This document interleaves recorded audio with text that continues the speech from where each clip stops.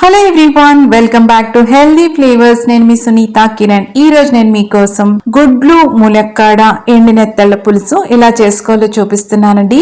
చాలా తొందరగా అయిపోతుంది. ఈ రెసిపీ చాలా కమ్మగా ఉంటుంది, రైస్ లోకి బాగుంటుంది, అలాగే రోటీస్ కాంబినేషన్ లో కూడా చాలా బాగుంటుందండి. అన్ని టిప్స్ తో పాటు ఈ రెసిపీని చూపిస్తున్నాను కాబట్టి బిగినర్స్ కూడా చాలా ఈజీగా చేసుకోవచ్చు. వీడియోని కంప్లీట్ గా వాచ్ చేసి రెసిపీని ట్రై చేయండి. అలాగే మీరు గనక ఈ ఛానల్ ఫస్ట్ టైం వాచ్ చేస్తున్నట్లయితే ఈ హెల్దీ ఫ్లేవర్స్ ఛానల్ ని సబ్స్క్రైబ్ చేసుకోండి.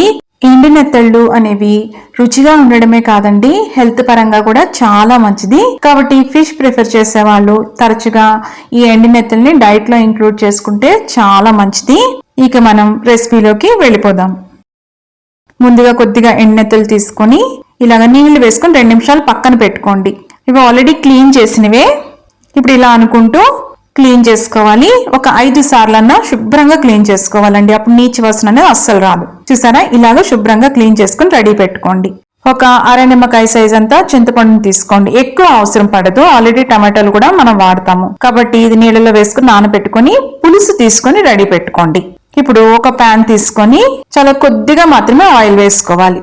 ఆయిల్ కొద్దిగా వేడెక్కిన తర్వాత ఫ్లేమ్ లోలో పెట్టుకోండి. ఈ ఎండినెత్తలు వేసుకొని 1 నిమిషం పాటు ఫ్రై చేసుకోవాలి. ఎక్కువ టైం ఫ్రై చేసుకోకూడదండి, కొద్దిగా ఫ్రై చేసుకుంటే సరిపోతుంది. ఇంకోటి ఏంటంటే ఇలా చేయడం వల్ల చక్కగా అవి విడిపోకుండా ఉంటాయి. ఇంకొకటి నీచు వాసన అనేది రాదు. ఇవన్నీ కూడా వేరే ప్లేట్ లో తీసేసుకొని పక్కన పెట్టేసుకోవాలి. ఇప్పుడు అదే ప్యాన్ లో మళ్ళీ కొద్దిగా ఆయిల్ వేసుకోవాలి. పులుసు కూరలకు ఎప్పుడు కొద్దిగా ఆయిల్ వేస్తేనే రుచిగా ఉంటుందండి. ఒకవేళ మీరు ఇష్టం లేకపోతే కాస్త తగ్గించుకోవచ్చు. ఇప్పుడు ఆయిల్ కొద్దిగా వేడెక్కిన తర్వాత 1/4 టీ స్పూన్ ఆవాలు వేసుకోవాలి. ఈ ఆవాల ఫ్లేవర్ అన్నది పులుసుకి చాలా రుచినిస్తుంది. ఈ ఆవాలు అన్నవి చిటపట్లాడాలండి. అప్పుడు 3 మీడియం సైజు ఉల్లిపాయల్ని సన్నగా తరుక్కున్నవి వేసుకుంటున్నాను. సన్నగా తరుక్కోవాలండి ఈ పులుసుకి, అప్పుడే రుచిగా ఉంటుంది. ఫ్లేమ్ ని మీడియం లో పెట్టుకొని ఈ ఉల్లిపాయల్ని మగ్గించుకోవాలి. పులుసు కూరలు అన్నవి రుచిగా ఉండాలి అనుకున్నప్పుడు ఈ ఉల్లిపాయల్ని దగ్గరగా మగ్గించాలి, కానీ బాగా బ్రౌన్ గా మాత్రం అస్సలు అవ్వకూడదు. ఇది గుర్తుపెట్టుకోండి.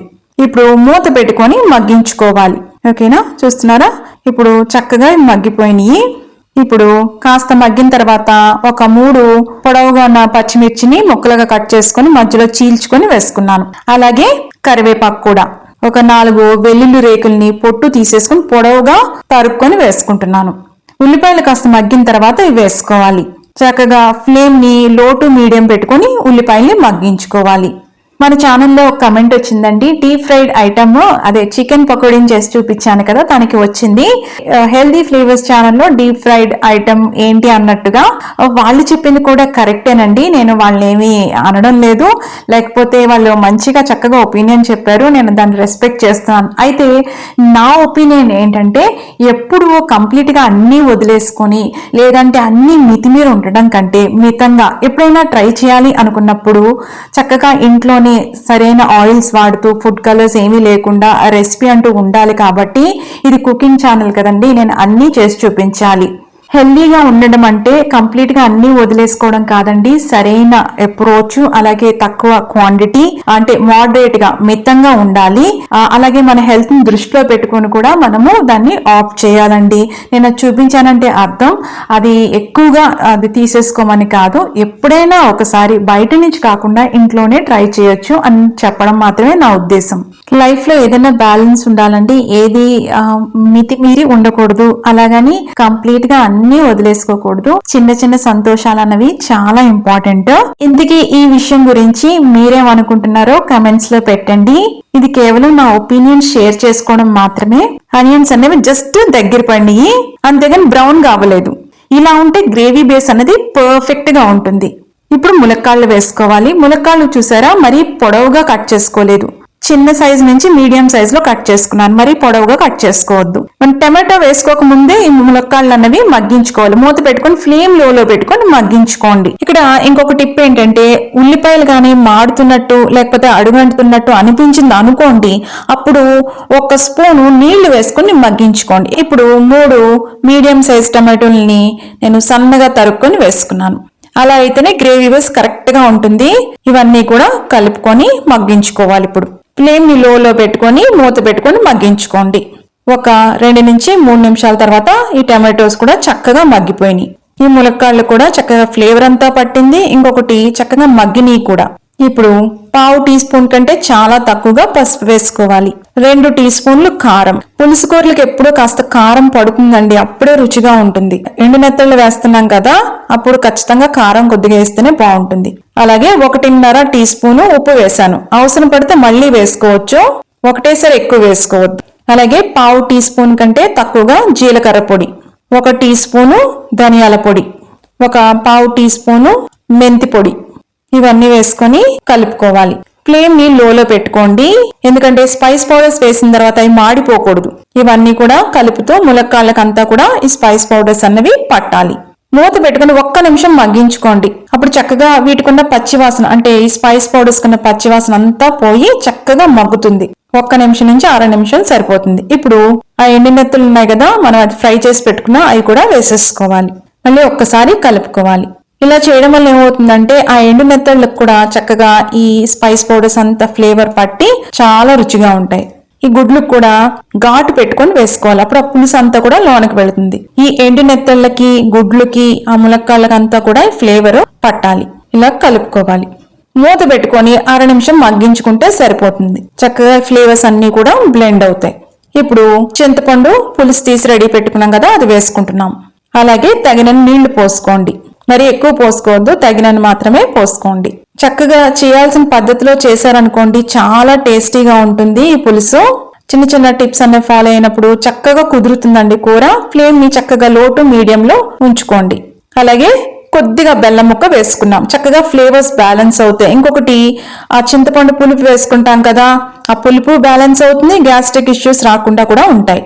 లో టు మీడియం ఫ్లేమ్ మీద కుక్ చేసుకున్నాము, 10 నిమిషాలు టైం పడుతుంది. ఇప్పుడు కొద్దిగా టేస్ట్ చూడాలి. పులుసు చూసిన తర్వాత కాస్త ఉప్పు పడుతుంది అనిపించింది, అవసరం పడితే ఈ స్టేజ్ లో ఉప్పు అనేది అడ్జస్ట్ చేసుకోవాలి. ఇంకొకటి, ఉప్పు కరెక్ట్ గా పడలేదనుకోండి, ఏమవుతుందంటే ములక్కాళ్ళకి సరిగ్గా ఉప్పు పట్టదనమాట, అప్పుడు రుచిగా ఉండదు. పులుసు కరెక్ట్ గా ఉంటుంది కానీ ములక్కాళ్ళకి ఆ ఉప్పు సరిగ్గా పట్టదనమాట.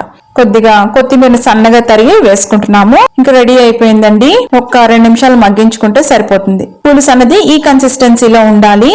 ఇప్పుడు ఆఖరణ దించే ముందు 1/2 టీ స్పూను ధనియాలు, జీలకర్ర, ఎండుమిర్చి కలిపిన పొడి అండి. ఇది ఎలాగంటే 3 టేబుల్ స్పూన్ ధనియాలు, 1 టేబుల్ స్పూను జీలకర్ర, అలాగే 4 ఎండుమిర్చి మనం డ్రై రోస్ట్ చేసుకొని పూర్తిగా చల్లగైన తర్వాత పొడి కొట్టి పెట్టుకుంటే ఇలా పులుసుల్లో వేసుకోవచ్చు, చాలా రుచిగా ఉంటుంది. లాస్ట్ లో వేసుకొని మూత పెట్టుకొని 1-2 నిమిషాలు మగ్గించేసుకుంటే సరిపోతుంది. ఇప్పుడు చూసా కరెక్ట్ గా ఆయిల్ కూడా చుట్టూరు తేలిందనమాట, అది కరెక్ట్ గా కుక్ అయినట్టు. పులుసు కన్సిస్టెన్సీ కూడా కరెక్ట్ గా కుదిరింది. ఇంకా చల్లగా అయిపోయిన తర్వాత ఇంకా దగ్గర పడుతుందండి పులుసు కాబట్టి, కాస్త పులుసుగానే ఆ గ్రేవీ ఉంటేనే బాగుంటుంది. మూత పెట్టేసుకొని స్టవ్ ఆఫ్ చేసేసుకొని 5 నిమిషాలు పక్కన పెట్టేసుకోండి. 5 నిమిషాల తర్వాత ఇలా ఉంటుంది, చాలా రుచిగా ఉంటుందండి. తప్పకుండా ట్రై చేయండి, మీకు నచ్చుతుంది. ఎలా వచ్చిందో కూడా కమెంట్స్ లో పెట్టండి. మీకు గనక ఈ రెసిపీ నచ్చినట్టయితే లైక్ చేయండి, షేర్ చేయండి. ఇలాంటి ఇంట్రెస్టింగ్ రెసిపీస్ కోసం హెల్దీ ఫ్లేవర్స్ ఛానల్ ని సబ్స్క్రైబ్ చేసుకోండి. ఈ రెసిపీ అన్నది చక్కగా మనం రోటీస్ తో తీసుకోవచ్చు, జొన్న రొట్టెలతో బాగుంటుందండి, రాగి ముద్ద కాంబినేషన్ తో కూడా చాలా బాగుంటుంది. మన ఛానల్లో రాగి ముద్ద చేసుకోవడం, అలాగే జొన్న రొట్టెలు ఈజీగా ఎలా చేసుకోవాలి, రైస్, రోటీస్, ఈ రెసిపీస్ అన్ని ఉన్నాయి. తప్పకుండా ట్రై చేయండి. ఇలాగా వేడివేడి అన్నం, ఈ పులుసు వేసుకొని ఆ ఎండునెత్తళ్ళు అలాగే ఈ గుడ్డు నంచుకొని తింటే చాలా బాగుంటుందండి. తప్పకుండా ట్రై చేయండి. చక్కగా ఉప్పు కారం అన్ని కూడా కరెక్ట్ గా సరిపోయింది, చాలా టేస్టీగా కుదిరింది.